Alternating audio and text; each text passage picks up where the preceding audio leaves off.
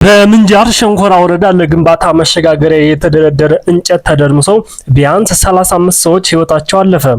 በወንዶ ገነት ሴቶች ሱሪ አይለብሱም በሚል ስለተፈጠረው ነገር የምነግራችሁ መረጃ ይኖረኛል። ሰላም ጤና ይስጥልኝ ውድ የቻናሌ ቤተሰቦች፣ አሁናዊ ሁለት ትኩስ መረጃዎችን ላስደምጣችሁ፣ አብራችን ቆዩ። በአማራ ክልል ሰሜን ሸዋ ምንጃር ሸንኮራ ወረዳ አረርቲ ማርያም ቤተክርስቲያን ለግንባታ የተረበረበ እንጨት ተደርምሶ ቢያንስ 35 ሰዎች ህይወታቸው አለፈ። ዛሬ የማርያምን ዓመታዊ በዓል ለማክበር በስፍራው የተገኙ ምዕመን እየተሰራ ያለውን ቤተክርስቲያን እየጎበኘ ባለበት ሰዓት የተረበረበው እንጨት በመደርመሱ በሰው ላይ የሞትና የአካል ጉዳት ደርሷል ተብሏል። አደጋው የደረሰው ዛሬ መስከረም 21 ቀን 2018 ዓ.ም ማለዳ ከጠዋቱ 1:45 ላይ እንደሆነና በአደጋው 35 ሰዎች እስካሁን ድረስ ህይወታቸው ማለፉ ሲረጋገጥ ከ200 በላይ ሰዎች ደግሞ ጉዳት እንደደረሰባቸው የወረዳው ፖሊስ ጽሕፈት ቤት ኃላፊ ኢንስፔክተር አህመድ ገበየሁ ለቢቢሲ ተናግረዋል። የፎቁ መረማመጃ 14 ዓመት የቆየ ነው። ሰዎች በጉብኝት ሳሉ ከአቅሙ በላይ ስለተጫነው ተሰብሮ አደጋው ደርሷል በማለት አደጋው እንዴት እንደተከሰተ አስረድተዋል። የመደርመስ አደጋው የደረሰው ምዕመናኑ በወረዳው እየተሰራ ያለውን ቤተክርስቲያን ግንባታ በመጎብኘት ላይ በነበሩበት ወቅት ነው የሚሉት የአካባቢው ኃላፊዎች ተጎጂዎችን በአካባቢው ወደሚገኙ የተለያዩ ሕክምና ተቋማት መወሰዳቸውን ገልጸዋል። የወረዳው ፖሊስ ጽሕፈት ቤት ኃላፊ ኢንስፔክተር አህመድ ገበየሁ ለቢቢሲ እንደተናገሩት እስካሁን መሞታቸው የተረጋገጠው 35 ሰዎች ቢሆኑም ቁጥሩ ከዚህም ከፍ ሊል ይችላል ብለዋል። የአረርቲ ከተማ ሰላምና ጸጥታ መምሪያ ኃላፊ አቶ አጥናፉ አባተ ረፋድ ላይ ለብሔራዊ ቴሌቪዥን ጣቢያ በሰጡት ማብራሪያ ከርብራቡ ስር ያልወጡ ዜጎች እንደሚገኙና እነርሱን የማውጣት ስራ እየተሰራ እንደሆነ ተናግረዋል። የደረሰውን አደጋ ተከትሎ መንግስት ባወጣው የሀዘን መግለጫ ህይወታቸውን ያጡ ከባድ እና ቀላል የአካል ጉዳት የደረሰባቸውን በርካታ ሰዎች መኖራቸውን በመስማቱ መንግስት የተሰማውን ሀዘን ይገልጻል። ለተጎጂ ቤተሰቦች መጽናናትን፣ በሕክምና ላይ ለሚገኙት በፍጥነት ማገገምን እንመኛለን ብሏል። የወረዳው ፖሊስ ጽሕፈት ቤት ኃላፊ ኢንስፔክተር አህመድ የሞቱ ሰዎች ከ25 ዓመት እስከ 80 ዓመት እንደሚደርሱ ገልጸዋል።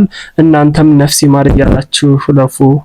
ሞተረኛ ወጣቶች በተባራሪ ወሬ የፈጠሩት ወከባ እንጂ ሴቶች ሱሪ አይልበሱ በሚል የተወሰነ ውሳኔ የለም ሲል የወንዶ ገነት ከተማ አስተዳደር አስታወቀ። ጉዳዩን ለማጣራት 16 ሰዎች በቁጥጥር ስር ውሏል ተብሏል። ከትላንት ጀምሮ በማህበራዊ ሚዲያ ላይ አንዲት ወጣት በታዳጊዎች ተከባ በኃይል የለበሰችውን ሱሪ እንድታወልቅ ስትጠየቅ የሚያሳይ ተንቀሳቃሽ ምስል መሰራጨቱን የብዙዎች መነጋገሪያ ሆኗል።